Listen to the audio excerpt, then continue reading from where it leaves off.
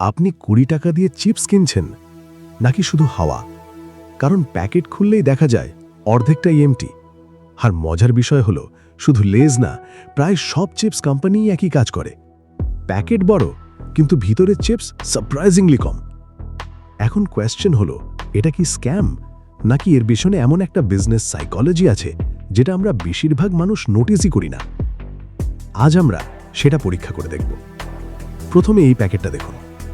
বাইরে থেকে দেখতে বেশ বড়, হাতে নিলেও মনে হয় কোয়ান্টিটি অনেক, কিন্তু প্যাকেট খোলার পর উপরে বিশাল এমটি স্পেস, নিচে অল্প কিছু চিপস। এবং অনেস্টলি এটা দেখার পর অনেক মানুষেরই একই রিয়াকশন আসে, আমি কি সত্যি 20 টাকা দিয়ে এত কম চিপস কিনলাম?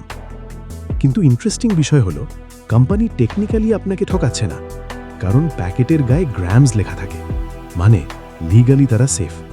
তাহলে প্রবলেম কোথায়? প্রবলেম হচ্ছে সাইকোলজিতে।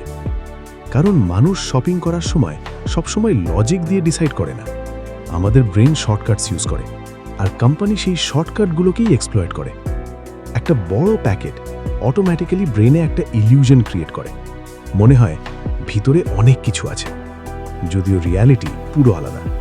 এবং এই রিজনেই চিপস প্যাকেট ইন্টেনশনালি ভিজুয়ালি বড় রাখা হয়। এখন কোম্পানি বলবে এই এয়ার আসলে নাইট্রোজেন গ্যাস, কারণ চিপস প্রোটেক্ট করতে হয়, ট্রান্সপোর্টের সময় প্রেশার লাগে, ঝাঁকুনি লাগে। এয়ার না থাকলে চিপস ভেঙে পাউডার হয়ে যেত। এবং টেকনিক্যালি এটা সত্যি, কিন্তু এখানেই আসল কোয়েশ্চেন। প্রোটেকশনের জন্য এয়ার দরকার, ঠিক আছে, কিন্তু প্যাকেট এত বড় বানানোর দরকার কি? কারণ এখানেই শুরু হয় মার্কেটিং সাইকোলজি। ধরুন আপনি দোকানে গেলেন, একদিকে ছোট প্যাকেট, অন্যদিকে ভিজুয়ালি বড় প্যাকেট। বেশিরভাগ মানুষের ব্রেন অটোমেটিক্যালি বড় প্যাকেটের দিকে অ্যাটেনশন দেয়, কারণ ব্রেন সাবকনশিয়াসলি সাইজকে ভ্যালু হিসাবে ইন্টারপ্রেট করে।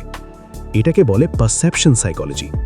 মানে আপনি শুধু চিপস কিনছেন না, আপনি একটা ফিলিং কিনছেন, একটা ইলিউশন কিনছেন।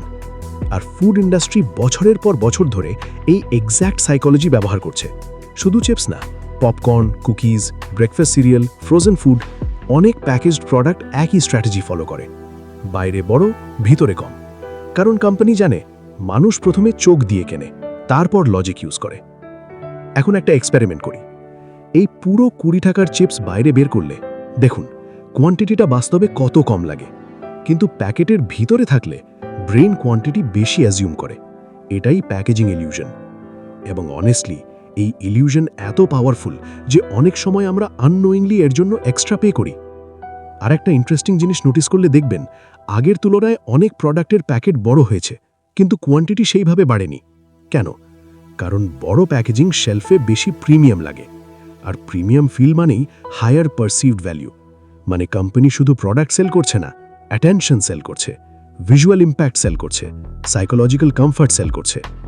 এবং সবচেয়ে ডেঞ্জারাস পার্ট হলো, এই পুরো সিস্টেম টেকনিক্যালি লিগ্যাল, কারণ গ্রামস লেখা আছে। ইনফরমেশন টেকনিক্যালি হিডেন না, কিন্তু কোম্পানি এটাও জানে বেশিরভাগ মানুষ গ্রামস কম্পেয়ার করবে না, তারা শুধু প্যাকেট দেখবে। আর ঠিক সেই কারণেই প্যাকেজিং মডার্ন মার্কেটিংয়ের সবচেয়ে পাওয়ারফুল ওয়েপনগুলোর একটা। তাহলে কি চিপস কোম্পানি পুরোপুরি স্ক্যাম করছে? পুরোপুরি না, কারণ কিছু অ্যাড জেনুইনলি দরকার। কিন্তু এটাও ইকুয়ালি সত্যি, কোম্পানি সাইকোলজি ব্যবহার করছে যাতে প্যাকেট ভিজুয়ালি বিগার ফিল করে। মানে প্রোটেকশন আর পারসেপশন দুটো একসাথে চলছে। এখান থেকে যখন চিপস কিনবেন, একবার শুধু প্যাকেট না, গ্রামসও দেখবেন, কারণ রিয়েল প্রোডাক্ট ওখানেই একা থাকে।